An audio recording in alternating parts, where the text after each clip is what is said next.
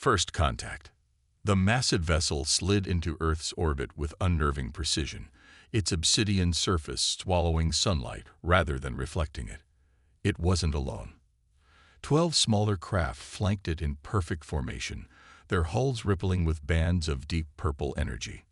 No radio signals, no attempts at communication, just their presence, hanging above humanity like a silent verdict. Admiral Helena Chen stood in the Joint Defense Command Center buried 2 kilometers beneath the Rocky Mountains, her eyes fixed on the holographic display. For the past 6 hours, the vessels had maintained stationary positions, ignoring all Earth's attempts at contact. Anything from the deep space relays? Chen asked, her voice steady despite the tension in the room.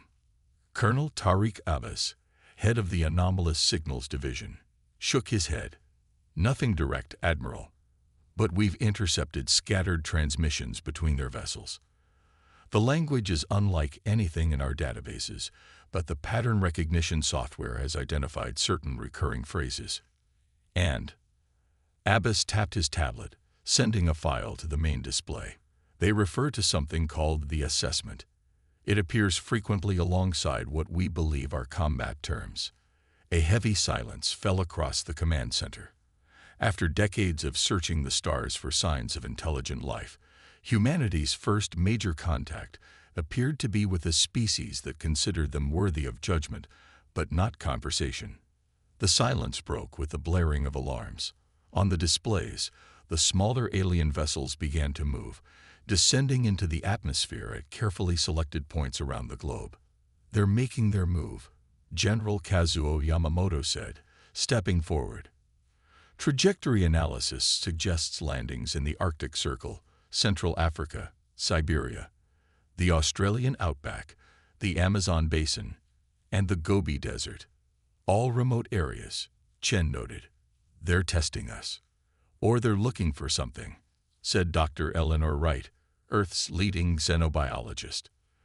"Those locations represent Earth's varied biomes. If they're assessing us, they may want to understand our planet before engaging with its dominant species." The room's main screen flickered, interrupting their speculation. The static resolved into an image so clear it seemed three-dimensional. A being stood before them, tall, with glistening alabaster skin stretched over a frame that suggested both arthropod and mammalian features. 6 amber eyes arranged in a crescent pattern dominated its face, above a small mouth that didn't move as words filled the command center. "Humans of Earth," the translation software rendered in a neutral tone. "I am Supreme Assessor Vorax of the Vakari Dominion. Your world sits at the edge of civilized space, unregistered and unacknowledged.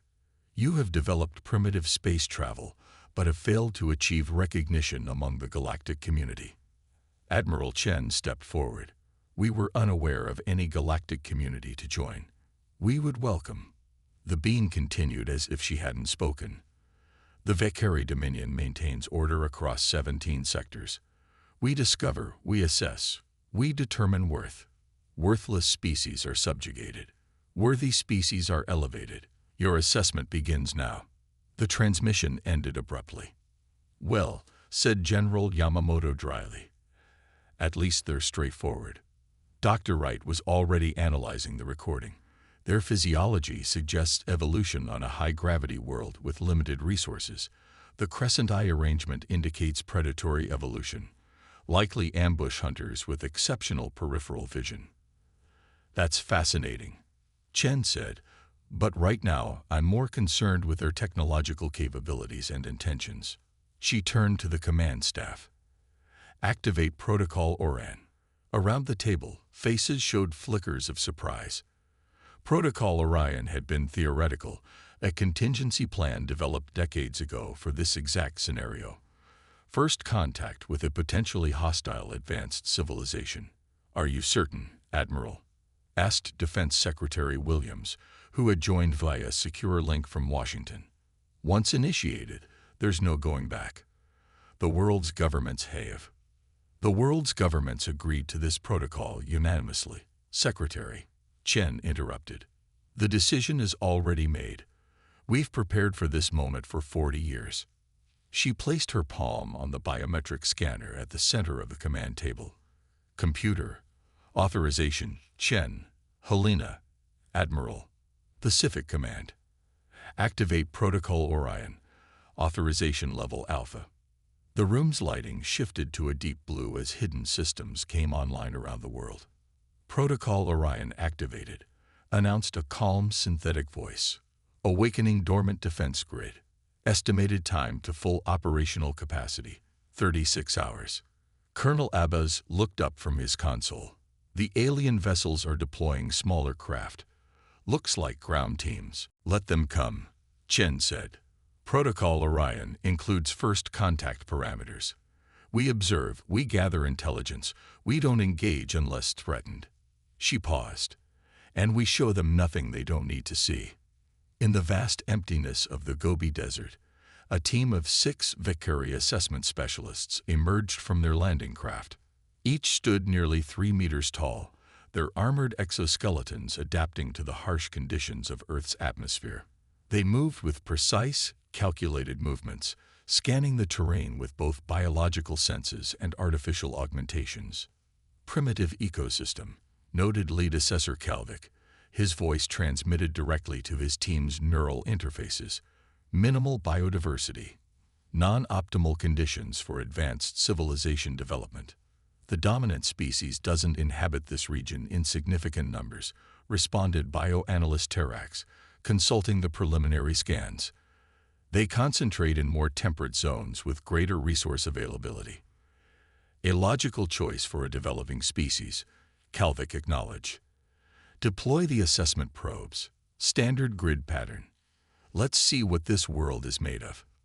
The team spread out, placing small obsidian spheres at precisely calculated intervals. As each probe touched the ground, it sank slightly, establishing a connection with the planet's crust.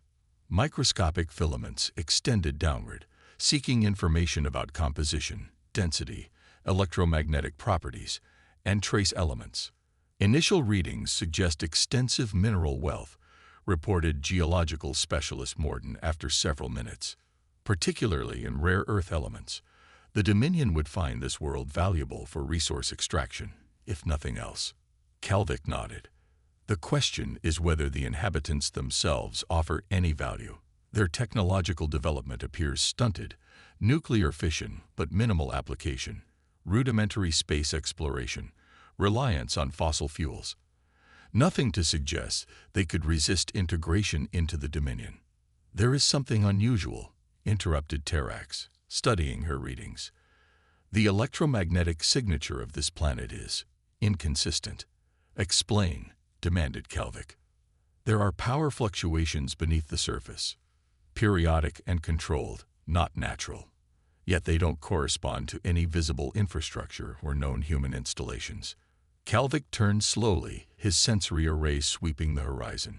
Could their technology be more advanced than our preliminary assessments indicated? Unlikely, Morton said dismissively. Our scans from orbit were thorough. Their largest energy production facilities are primitive fission and fusion reactors, with some renewable sources.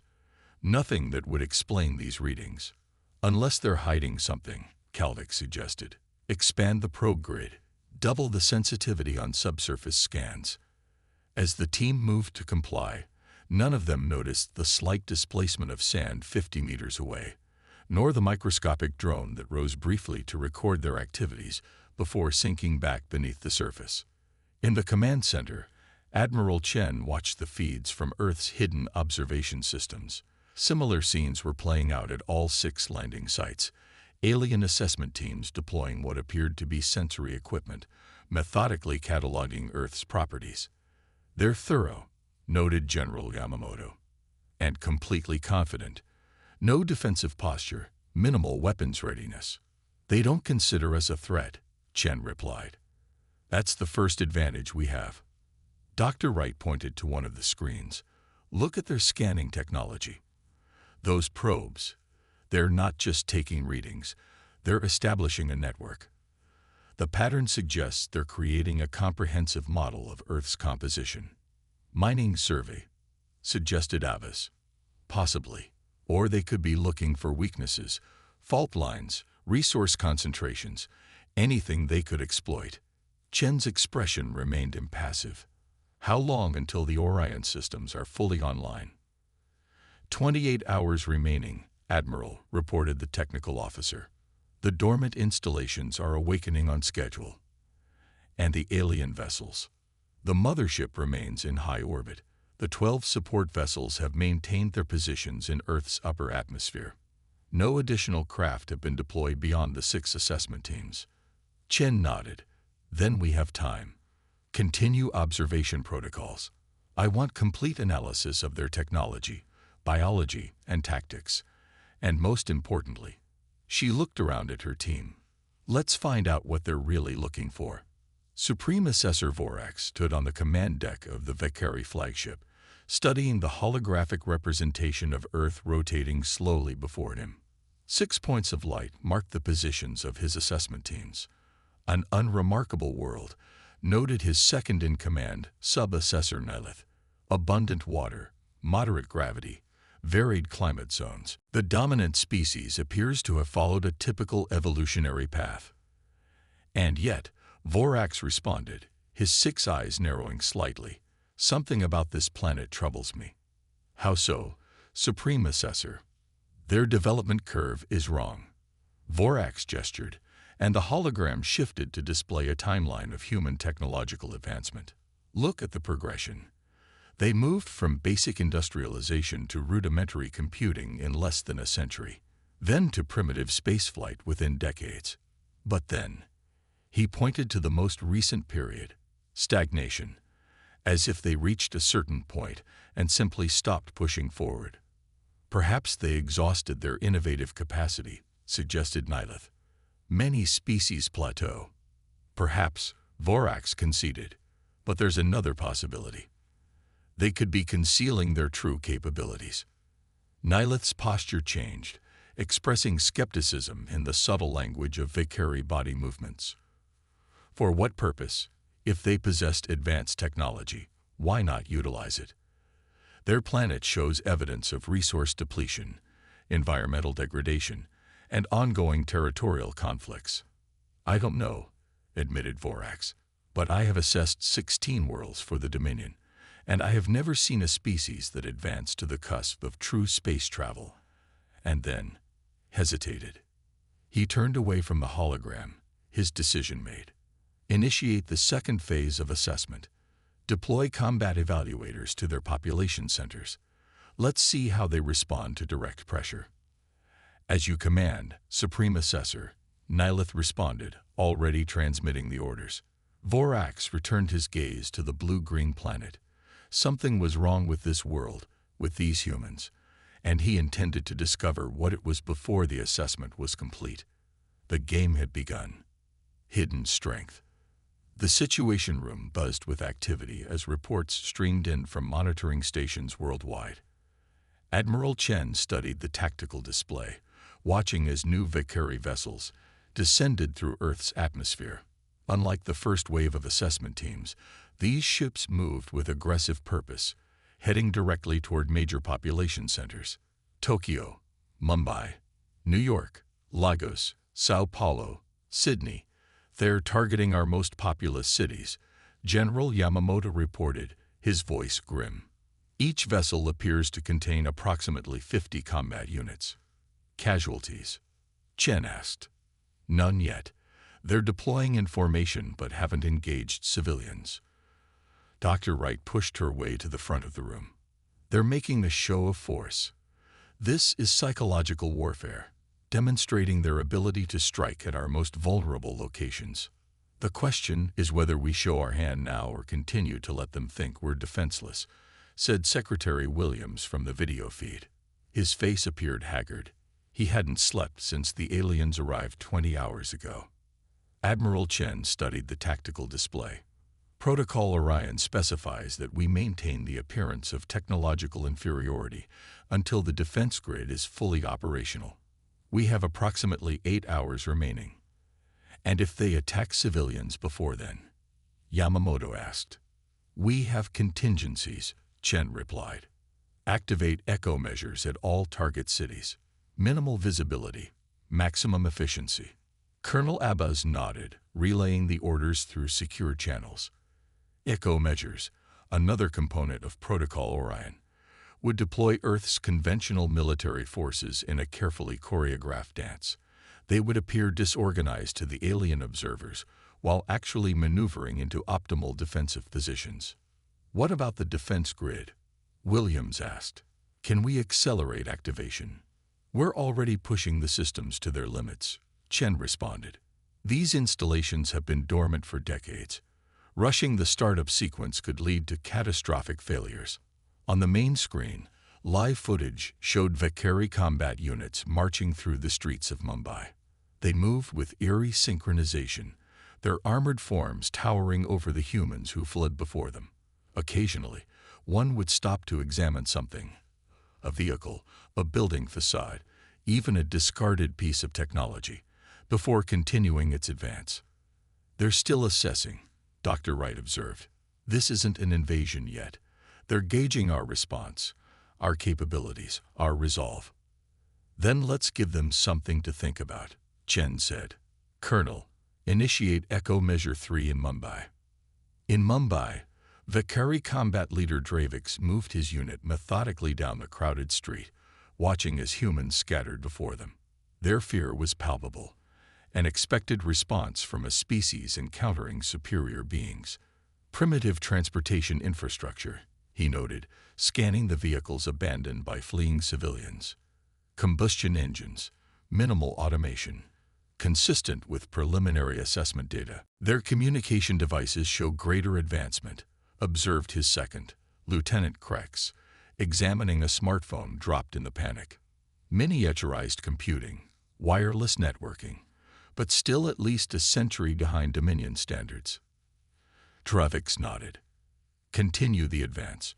Remember, we are here to evaluate their response capabilities, not to cause unnecessary destruction. As they moved deeper into the city, Dravix noticed local security forces establishing a perimeter ahead. Humans in blue uniforms directed civilians away while others set up primitive projectile weapons behind barricades. Their defensive response is uncoordinated, Krex noted with disdain.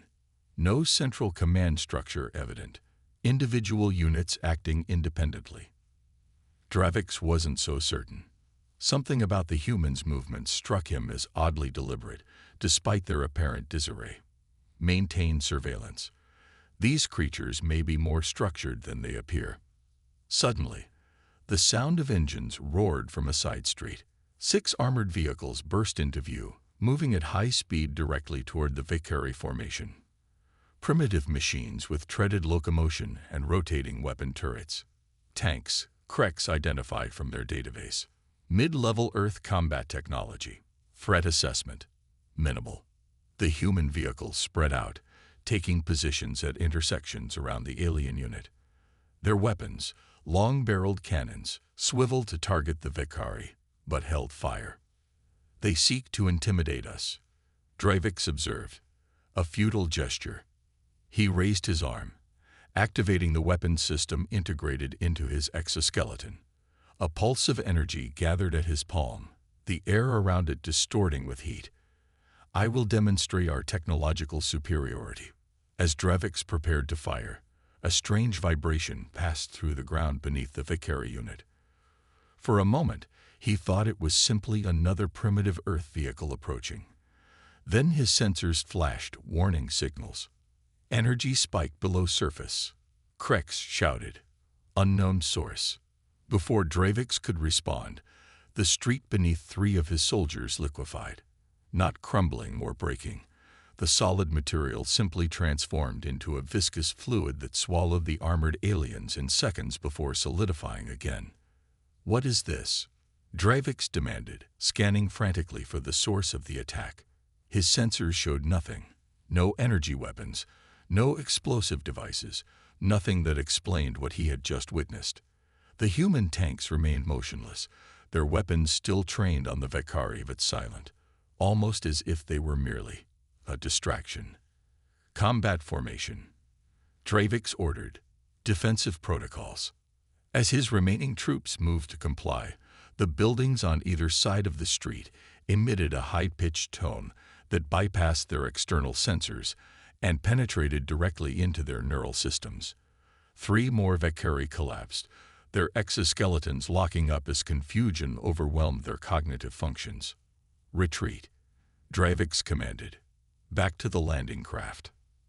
As they fell back, Dravix couldn't help but notice that the human forces made no attempt to pursue. The tanks remained in position, watching silently as the Valkyrie withdrew. Something was very wrong. This was not the primitive resistance they had expected. Admiral Chen watched the Mumbai scenario unfold on the command center screens. Similar scenes were playing out in all 6 targeted cities, Valkyrie forces encountering unexpected resistance from what appeared to be conventional Earth defenses, but was actually the first layer of Protocol Orion's active measures. "Echo measures performing as expected," reported Colonel Abbas. "The Valkyrie are withdrawing from direct engagement in all locations." "And they still haven't detected the actual defense systems?" Chen asked.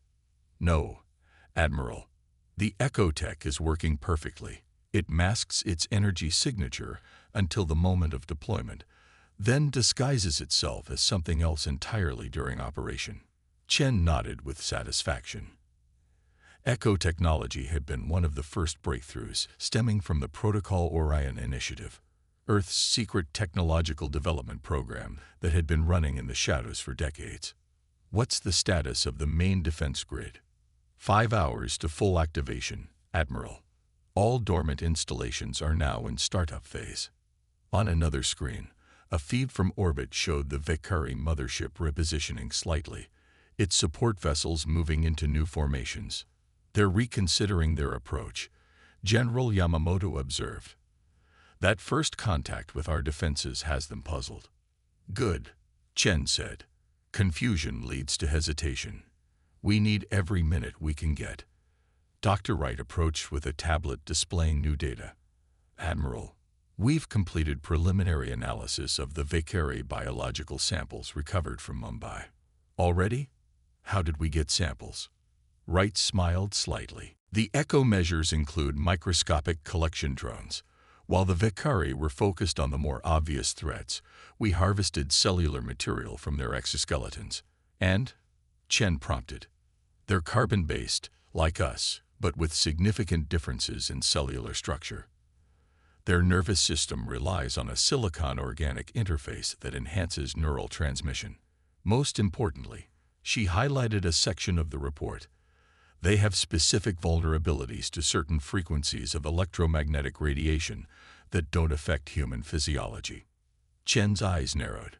"Can we exploit this?" "We're working on modifications to the defense grid now. If successful, we could disable their neural systems without harming our own people." "Make it a priority," Chen ordered, "and get me a direct line to all 6 Echo commanders. I want first-hand reports of the Valkyrie capabilities and tactics." As the command center team dispersed to their tasks, Chen turned back to the orbital display. The Valkyrie mothership had gone quiet, no longer deploying smaller craft. They were regrouping, analyzing, probably questioning why their supposedly simple assessment mission had encountered unexpected complications. "What's your next move, Supreme Assessor?" she murmured. Aboard the Valkyrie flagship, Supreme Assessor Vorax reviewed the combat assessment reports with growing concern. What should have been straightforward demonstrations of Dominion power had instead revealed unexpected anomalies. "The humans employed technologies that were not detected in our initial scans," Sub-Assessor Nilith summarized. "Matter phase manipulation in Mumbai, directed sonic disruptors in New York, gravitic distortion fields in Tokyo. None of these capabilities were evident from orbital observation. Yet they used them selectively," Vorax noted. "Minimal force, defensive rather than offensive applications. They could have destroyed our assessment teams but chose restraint. Perhaps they lacked the capacity for sustained technological deployment," suggested military advisor Kovacs, who had joined the briefing.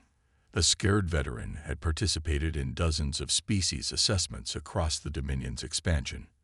Many developing civilizations achieve breakthrough technologies in isolated instances, but cannot produce them at scale. Vorax considered this possibility. What of the energy readings? Have we located the power sources for these defensive systems? That remains unclear, Nilith admitted. Our sensors detect fluctuating energy signatures beneath the planet's surface, but the pattern is elusive. The readings appear and disappear, shifting locations and frequencies in ways that defy analysis. Vorax's 6 eyes blinked in sequence, a sign of deep thought in Vakari body language.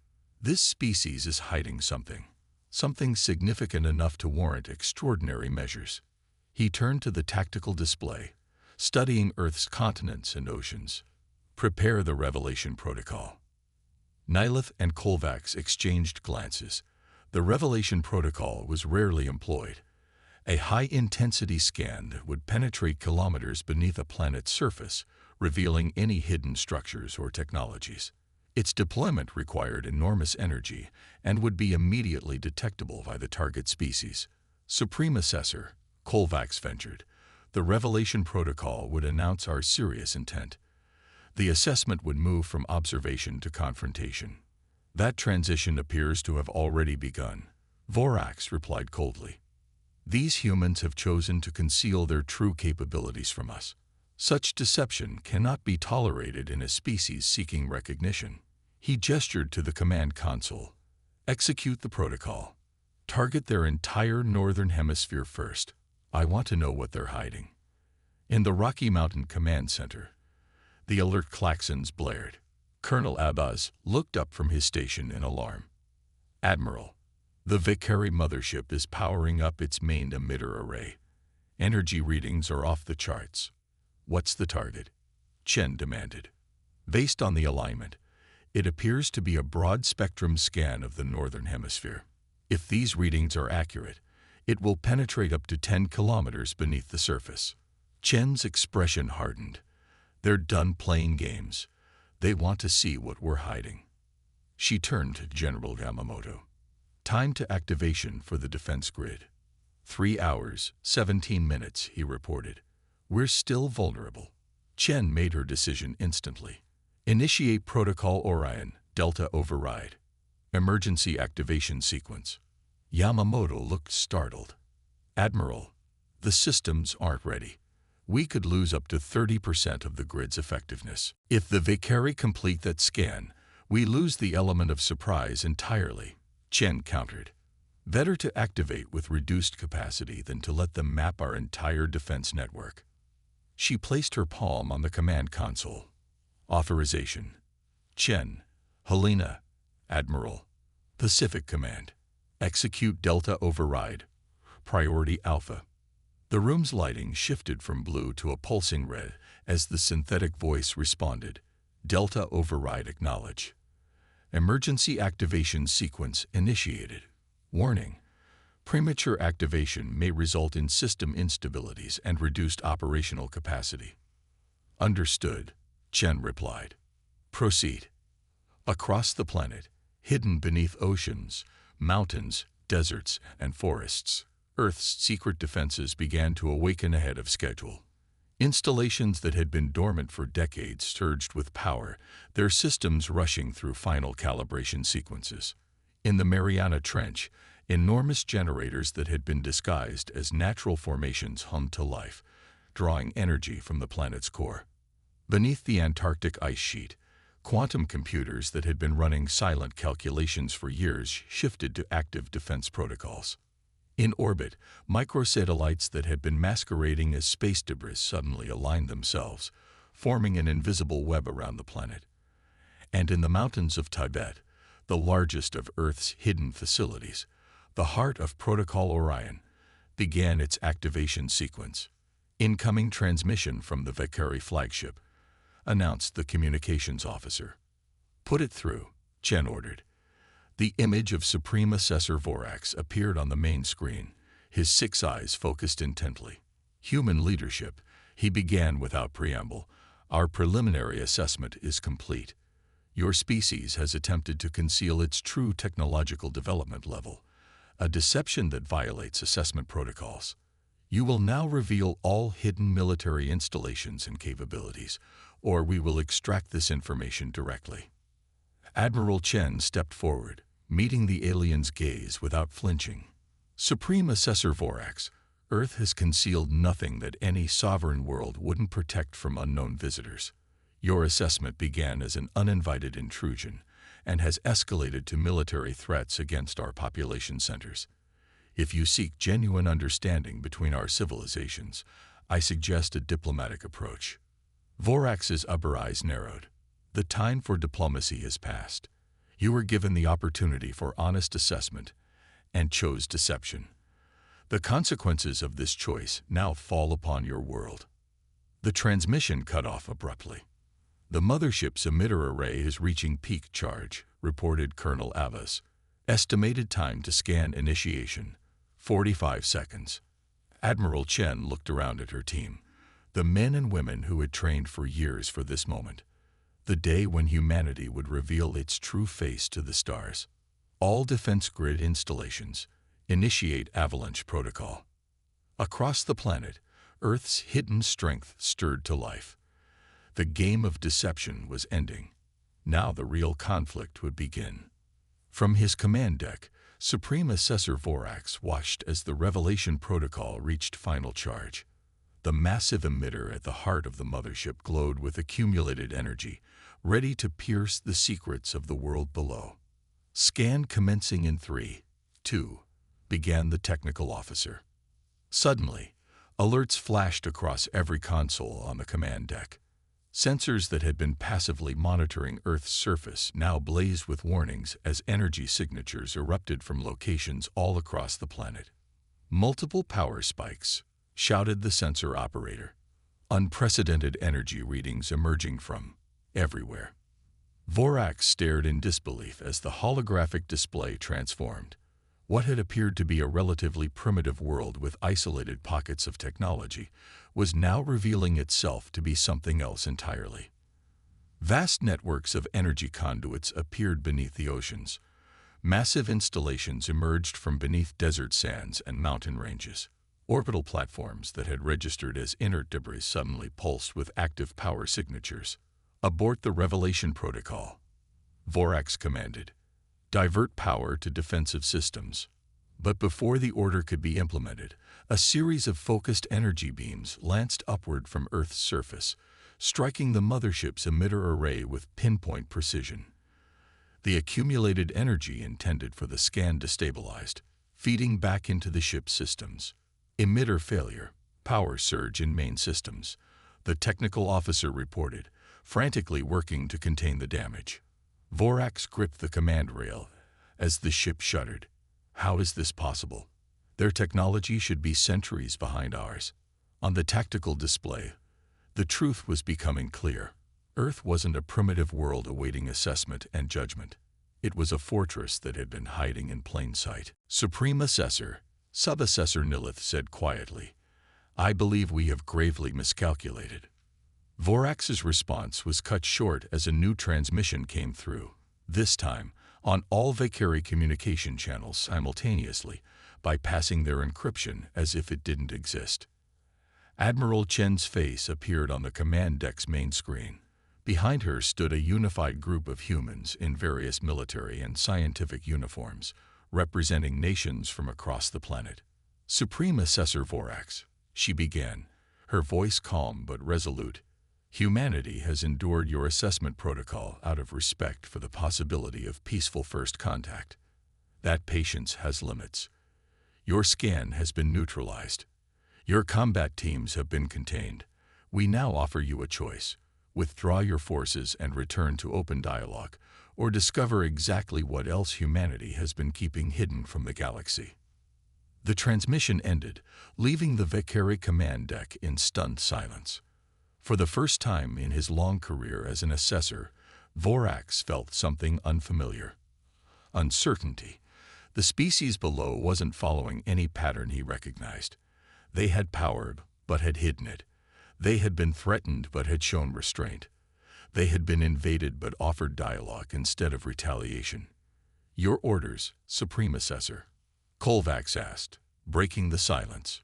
Vorax stared at the blue-green planet, now revealed as something far more complex than they had imagined. "Regroup," he said finally. "Recall all assessment teams. Withdraw to high orbit." He paused, his gaze still fixed on Earth. "And prepare the Dominion battle fleet. This assessment has become complicated." As the orders were relayed, Vorax couldn't shake the feeling that he had stumbled upon something unprecedented in his centuries of service to the Dominion. These humans weren't simply another species to be cataloged and categorized. They were something new, something dangerous, something worthy of genuine attention. The assessment had only just begun. The counterattack. The Joint Defense Command Center erupted in controlled celebration as the Valkyrie vessels retreated to high orbit. Tactical officers exchanged quick congratulations, while technical teams assessed the status of Earth's prematurely activated defense grid. "Defense network at 74% operational capacity," reported Colonel Abbas. "Some subsystems are still coming online, but we have full coverage of all critical zones." Admiral Chen nodded, her focus already shifting to the next phase. The initial victory was significant but temporary. They had revealed Earth's technological capabilities sooner than planned, and the Valkyrie would undoubtedly return with greater force. "What's the status of the Valkyrie mothership?" she asked. "It sustained moderate damage to its primary scanning array," General Yamamoto replied. "They've moved to position behind Earth's moon, likely for repairs and to shield themselves from further counterattacks." "And their combat teams?" "All withdrawn from population centers. We're tracking their ascent vessels returning to the support ships in orbit." Dr. Wright approached with fresh analysis. "Admiral, based on their retreat pattern and communication frequencies, we believe they're calling for reinforcements. The quantum entanglement detectors are picking up signals that appear to be transmitted instantaneously across vast distances." Chen's expression remained stoic, but inwardly she felt a twist of concern. Protocol Orion had prepared Earth for first contact scenarios, including potential conflicts, but a full-scale invasion from an advanced species remained a dangerous proposition regardless of preparation. "How long do we have?" Dr. Wright consulted her data. "If they have ships stationed at the distances we estimate, anywhere from 24 to 72 hours before reinforcements arrive." "Then we don't wait for them to return with overwhelming force," Chen decided. "General Yamamoto, initiate Orion offensive measures. I want our advanced capabilities deployed and ready within 6 hours." The general looked surprised. "Admiral, Protocol Orion was primarily designed as a defensive system. The offensive components haven't been field-tested beyond simulations. Neither had our defensive systems until today," Chen countered. "They performed admirably. Now we need to seize the initiative while we have it." She turned to the command table, bringing up a holographic display of Earth and its orbital space. "The Valkyrie think they're dealing with a primitive species that managed to hide some defensive technologies. They don't yet understand what they're truly facing." Her finger traced a path around Earth's orbit. "Deploy Aurora platforms to these coordinates. Activate the Sentinel probes and have them establish a perimeter at the L4 and L5 Lagrange points.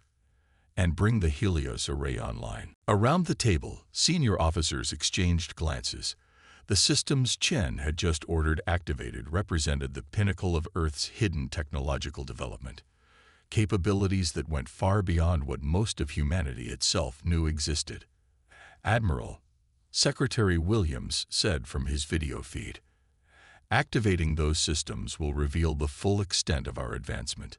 The political ramifications are secondary to ensuring Earth's security." Chen finished firmly. "The Valkyrie have already seen enough to know we're not the primitive society they initially assessed. Our best advantage now is to demonstrate strength they can't easily counter." She looked around the command center, meeting the eyes of each senior officer in turn. Protocol Orion was established for precisely this scenario. For decades, nations set aside their differences and poured resources into secret technological development, creating defenses that would protect all of humanity if we ever faced a superior external threat. That day has come. After a moment of silence, General Yamamoto nodded.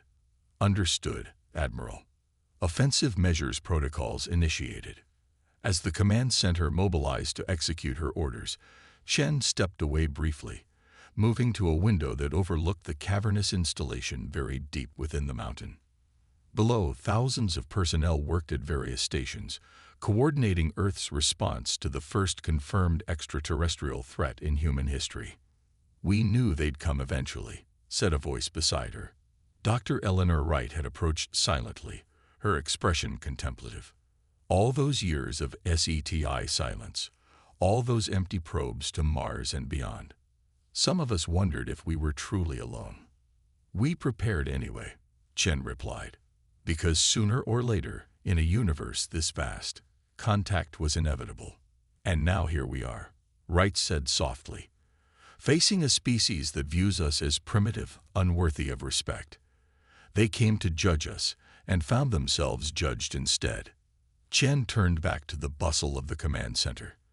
"The judgment isn't finished, Doctor. Not by a long shot." Aboard the Vakari flagship, now positioned in the shadow of Earth's moon, Supreme Assessor Vorax reviewed the damage reports with cold fury. The humans' counterattack had disabled their primary scanning array and damaged several key systems. More concerning than the physical damage, however, was the intelligence failure. "How did we miss this level of technological development?" he demanded of his senior staff. "Our preliminary scans showed nothing approaching this capability." Military Advisor Kolvac stepped forward, his scared exoskeleton bearing the marks of many campaigns. "They employed quantum masking technology, Supreme Assessor. Their installations were shielded in a way that made them appear as natural formations or primitive infrastructure.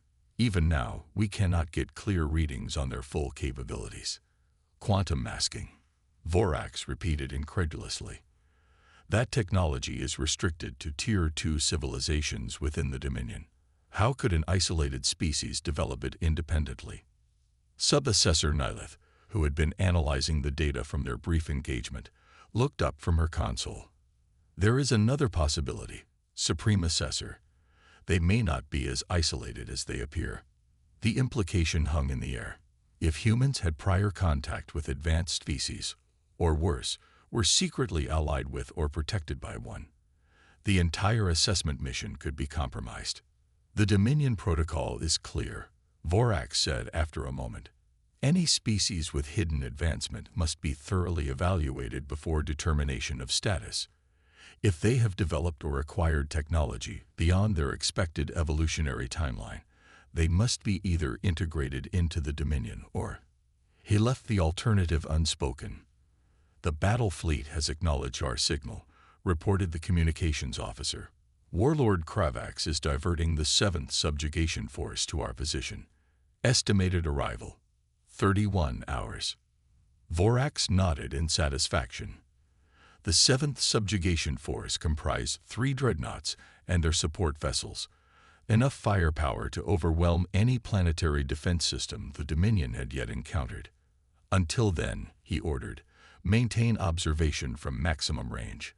Deploy stealth probes to gather additional intelligence on their defense grid. I want to know exactly what we're facing when Warlord Kravax arrives." As his orders were carried out, Vorax returned to studying the holographic representation of Earth. Something about this species troubled him deeply. Their technological development was inexplicably advanced in some areas while remaining primitive in others. Their response to the assessment had been measured, precise, almost as if they had been preparing for this encounter. "You are a puzzle, humans," he murmured to the hologram. "One the Dominion will solve, one way or another." In Earth orbit, silent transformations were taking place. Structures that had masqueraded as abandoned satellites or space debris for decades were now revealing their true nature. Small propulsion systems activated, moving them into precise formations. Solar panels unfurled, capturing energy to power systems long kept dormant. The Aurora platforms, 12 sleek structures, each roughly the size of a small space station, moved into equidistant positions around Earth's equatorial orbit. As they settled into place, they began to pulse with a soft blue light, establishing energy fields that connected them in a web-like network. At the Lagrange points, where Earth's and the Moon's gravitational forces balanced each other, the Sentinel probes awakened. These diamond-shaped devices, previously disguised as asteroid fragments, now glowed with internal power as they extended sensory arrays capable of detecting disturbances in spacetime itself. And beyond the Moon, hidden in the gravitational shadow where neither Earth nor lunar monitoring systems could easily detect it, the Helios array began to assemble itself. Hundreds of component parts that had been strategically positioned over decades now moved with purpose, connecting to form a massive structure, Earth's most powerful and closely guarded secret weapon. In the command center, Admiral Chen watched these deployments on secure feeds, her expression revealing nothing of the tension she felt. Protocol Orion's offensive capabilities had never been intended for use so early in a first contact scenario. The original plan had called for a measured revealing of Earth's technological advancement over time, allowing for diplomatic solutions while keeping the most advanced systems in reserve. Now they were showing their full hand out of necessity, hoping the display of force would either deter the Valkyrie or provide enough advantage to survive if conflict became unavoidable. Aurora platforms report ready status, announced Colonel Abbas. Quantum field generators at 90% capacity and rising. Sentinel network is online, added another officer. Full sensory coverage extending to Mars orbit. And the Helios array. Assembly at 68%, Admiral. Estimated time to completion, 4 hours. Chen nodded. And what of our visitors? The Valkyrie mothership remains in lunar orbit, reported General Yamamoto. Their support vessels have taken up defensive positions around it. We're detecting low-level scanning attempts, but nothing like the Revelation protocol they attempted earlier. They're being cautious now, Chen observed. They've realized we're not what they expected. Admiral, called out the communications officer, we're detecting a new transmission from the Valkyrie flagship. They're broadcasting on all frequencies. It appears they want to ensure we receive the message. Chen straightened. Put it through. Supreme Assessor Vorax's image appeared on the main screen. His posture was rigid, his 6 eyes fixed directly on the camera. Leadership of Earth, he began, his translated voice carrying a formal tone. Your defensive response has been noted and evaluated. The deception regarding your technological capabilities constitutes a serious violation of Dominion assessment protocols. However, in the interest of avoiding unnecessary conflict, I offer you one opportunity for peaceful resolution. Vorax paused, a gesture Chen recognized as deliberate dramatic effect. Deactivate your defense systems. Submit to full assessment without concealment or resistance. Accept Dominion authority over your development path. Do this, and your species will be granted provisional status within the galactic community, with appropriate restrictions and supervision. His eyes narrowed slightly. Refuse, and when our reinforcements arrive, we will demonstrate the true might of the Valkyrie Dominion. You have 12 hours to comply. The transmission ended. Charming, Dr. Wright commented dryly. Submit or be destroyed. The classic approach of every empire in history. 12 hours, General Yamamoto noted. That means their reinforcements are at least 24 hours out. They're trying to force our capitulation before their battle fleet arrives. Chen tapped her fingers thoughtfully on the command table. They still don't understand what they're dealing with. They think our defensive capabilities are our greatest achievement. She turned to her senior staff. Prepare a response transmission and accelerate the Helios array assembly. I want it operational in 3 hours, not 4. Admiral, Secretary Williams interjected from his video feed. Perhaps we should consider diplomatic options here. If these Valkyrie represent a larger galactic community, alienating them entirely could have long-term consequences for humanity's position among the stars. I agree, Secretary, Chen replied, surprising some of her military staff. But effective diplomacy requires negotiating from a position of strength. The Vakari came here to judge our worth based on their standards. I intend to show them that humanity sets its own standards. She turned to the communications officer. Establish a connection to the Vakari flagship. Moments later, Chen stood before the transmission camera, flanked by General Yamamoto and Dr. Wright, representing Earth's military and scientific leadership. Behind them stood a diverse group of senior officers and advisors, presenting a unified human front. Supreme Assessor Vorax. Chen began when the connection was established.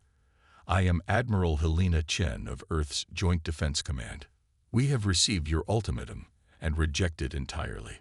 She stepped forward, her voice remaining measured but firm. Humanity has no obligation to submit to assessment by your Dominion or any other external power. We have developed our civilization according to our own path, making our own choices, both wise and foolish, throughout our history. That independence is non-negotiable. Chen's expression softened slightly.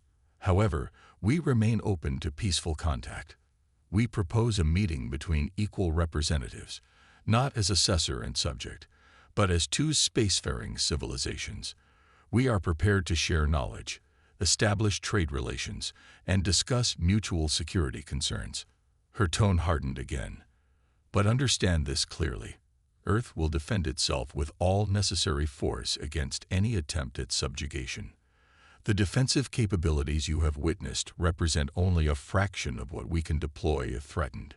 She paused, allowing her words to sink in. You have encountered something unexpected here, Supreme Assessor. I suggest you take the time to reconsider your approach before your reinforcements arrive and irrevocable actions are taken. The transmission ended, leaving the command center in momentary silence. That should give them something to think about, General Yamamoto said with grim satisfaction. Or provoke them further, countered Secretary Williams. They clearly value hierarchy and submission. They also value strength, Chen replied. And now they know we have it. She turned to her staff. Continue offensive preparations. If they want war, we'll be ready. If they want peace, we'll be ready for that too. In the void between Earth and lunar orbit, a Vakari stealth probe drifted silently, its advanced cloaking technology hiding it from most conventional detection methods. Inside its compact frame, sophisticated sensors recorded the movements of Earth's orbital platforms, analyzing their energy signatures and structural configurations. The data streamed back to the mothership through a quantum-encrypted channel, providing Supreme Assessor Vorax with his first detailed look at humanity's orbital defenses. What he saw left him deeply troubled. These Aurora platforms they're deploying, he said to military advisor Kovacs as they studied the incoming data. The energy field they're generating, it resembles Kratak sea barrier technology. Kovacs leaned closer to the holographic representation. Similar, yes, but with significant modifications. The field strength is greater than standard Dominion deployments, and the modulation pattern is more complex. And these, Vorax indicated the diamond-shaped objects positioned at the Lagrange points. Sensor arrays of unprecedented sensitivity, Nalith answered, joining the analysis. They appear capable of detecting spatial distortions associated with faster-than-light travel.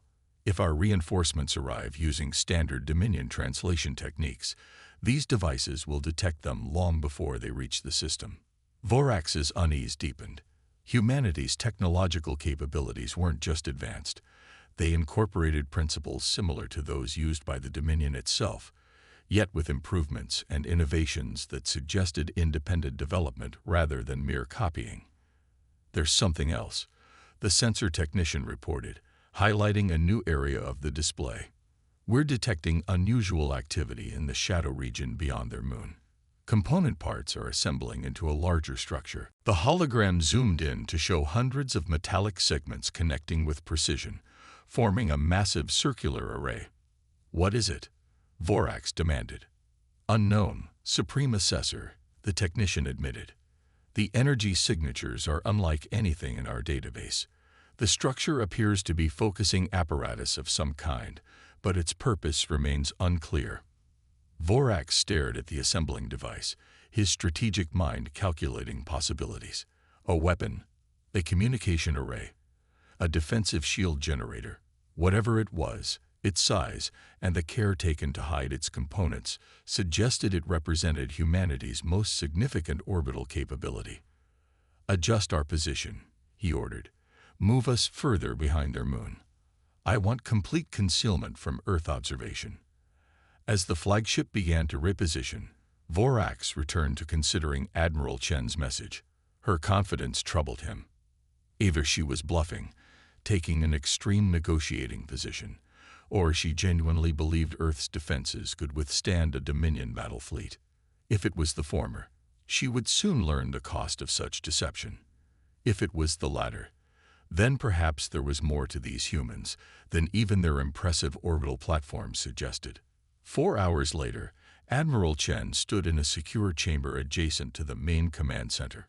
Around her, 5 of Earth's most accomplished quantum physicists operated a unique interface, a neural bridge that connected their combined consciousness directly to the Helios Array's control systems.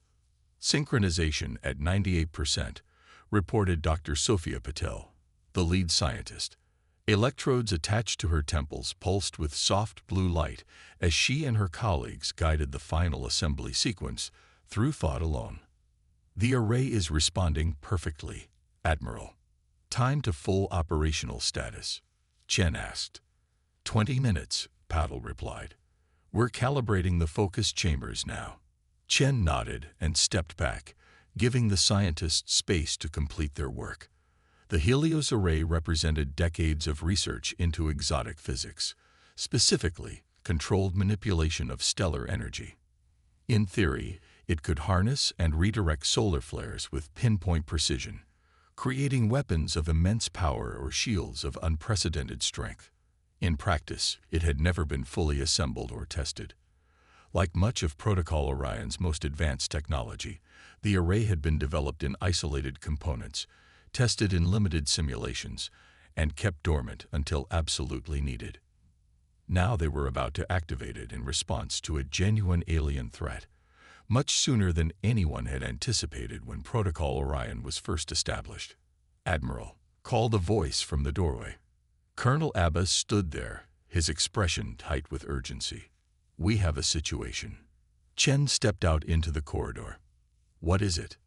"The stealth satellites have detected energy spikes from the Vakari mothership. They're preparing to move, and their weapon systems are charging. They're not waiting for reinforcements," Chen realized. "They're launching a preemptive strike."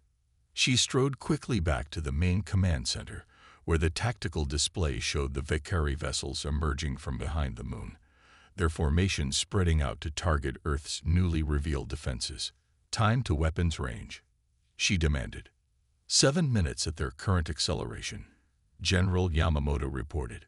"They appear to be targeting the Aurora platforms first." Chen's mind raced through options. The defense grid was fully operational now, but untested in actual combat.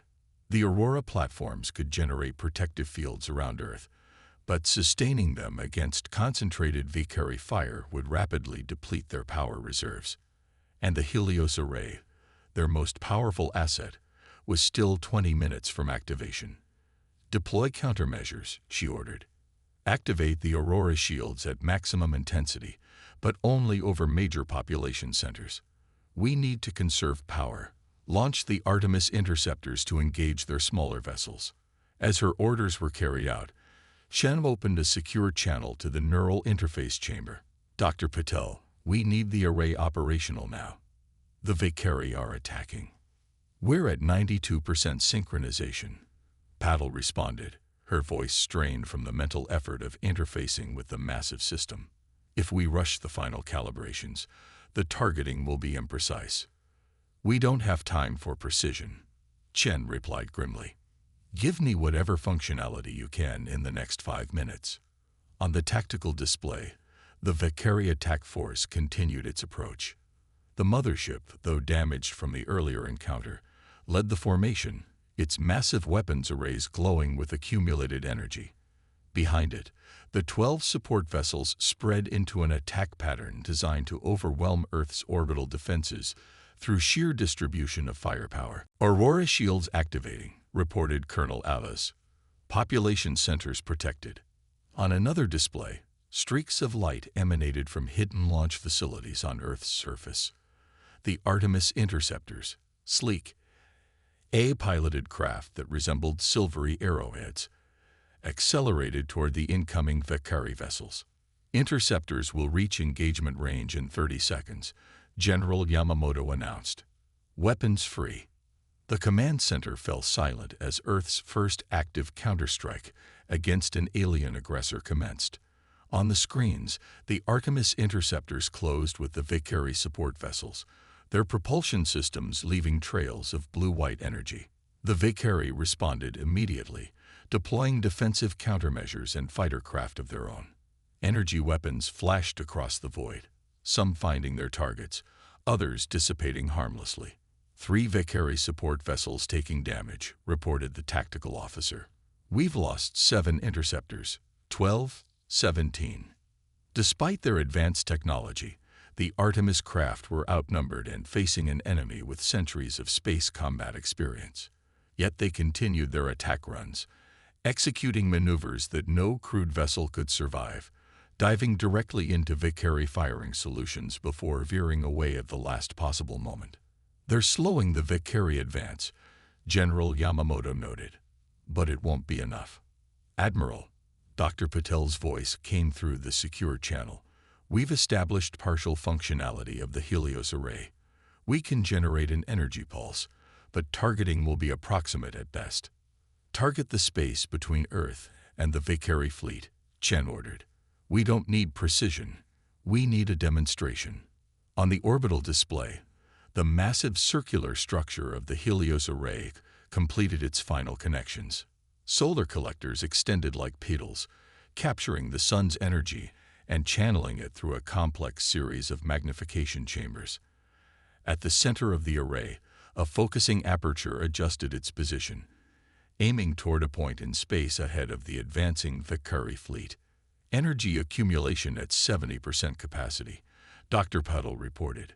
Firing sequence initiated. For a moment, nothing seemed to happen.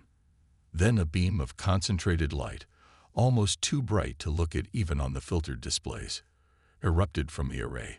It sliced across the void between Earth and the advancing fleet, cutting a visible path through the vacuum itself as solar plasma, magnified and focused to unprecedented intensity, bridged the gap between worlds. The beam struck empty space a few kilometers ahead of the Valkyrie mothership, exactly where Chen had ordered. But rather than dissipating, it expanded outward in a blossoming sphere of energy, creating a miniature sun that hung in space for several breathtaking seconds before collapsing in on itself. The shockwave hit the Valkyrie fleet moments later. 2 support vessels, caught in the direct path of the expanding energy field, disappeared completely, their structures unable to withstand the intense radiation and gravitational fluctuations. The mothership and remaining vessels were tossed aside like toys, their shields flaring brilliantly as they struggled to compensate. In the command center, a stunned silence fell as officers and technicians processed what they had just witnessed. The Helios array had functioned far more effectively than anticipated, creating not just an energy weapon, but a momentary rupture in spacetime itself. Status of the Valkyrie fleet, Chen asked, breaking the silence. Scattered and retreating, reported Colonel Abbas, his voice barely concealing his awe. 2 vessels destroyed, 3 severely damaged including the mothership. The rest are withdrawing to lunar orbit. Chen nodded slowly, aware that they had just crossed a threshold from which there would be no return. Earth had demonstrated technological capabilities that would shock not just the Valkyrie but potentially any spacefaring civilization that learned of them. Stand down to defensive posture, she ordered. Maintain shields over population centers, but cease offensive operations.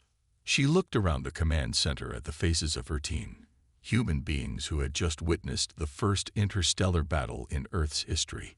We've shown them what we can do, she said quietly. Now let's see if they're willing to talk. On the damaged Valkyrie mothership, Emergency systems struggled to maintain life support as repair crews worked frantically to stabilize critical systems. The command deck, normally a model of efficiency and order, was now filled with the sounds of urgent communications and damage reports. Supreme Assessor Vorax, slightly injured from being thrown across the deck during the energy wave impact, stared at the tactical display in disbelief. The human weapon, if it could even be called a weapon, had demonstrated power approaching that of small-scale stellar engineering. The echo measures include microscopic collection drones. While the Vakari were focused on the more obvious threats, we harvested cellular material from their exoskeletons. And, Chen prompted, they're carbon-based, like us, but with significant differences in cellular structure. Their nervous system relies on a silicon-organic interface that enhances neural transmission. Most importantly, she highlighted a section of the report. They have specific vulnerabilities to certain frequencies of electromagnetic radiation that don't affect human physiology. Chen's eyes narrowed. Can we exploit this?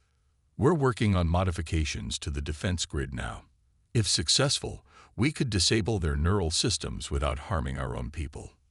Make it a priority, Chen ordered, and get me a direct line to all 6 Echo commanders.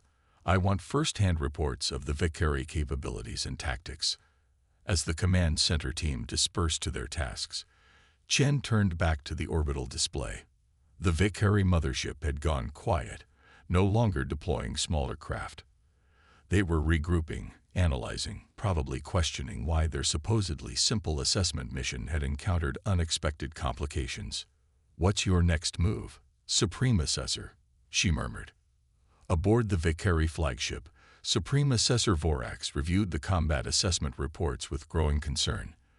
What should have been straightforward demonstrations of Dominion power had instead revealed unexpected anomalies. The humans employed technologies that were not detected in our initial scans, Sub-Assessor Nilith summarized. Matter phase manipulation in Mumbai, directed sonic disruptors in New York, gravitic distortion fields in Tokyo.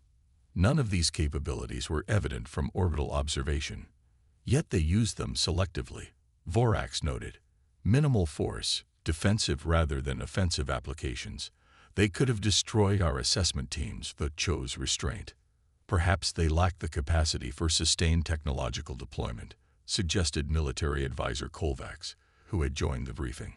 The scared veteran had participated in dozens of species assessments across the Dominion's expansion.